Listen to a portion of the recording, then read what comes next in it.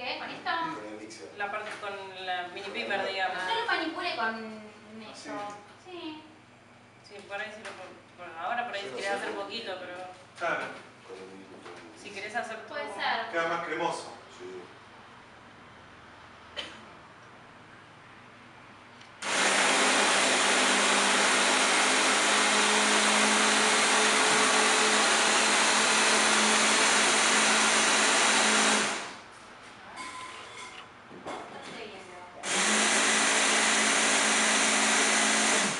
Lo probás, a ver cómo está el limón.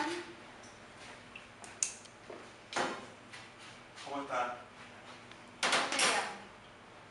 Un poquito más.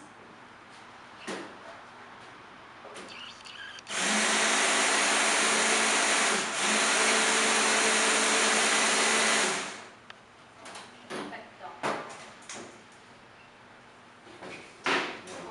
Un platito.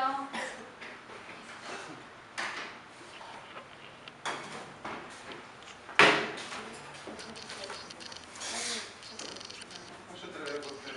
Bueno, a la próxima. ¿Querés participar? No queda igual si hace todo junto. La mini pimer con el morrón, con el ajo.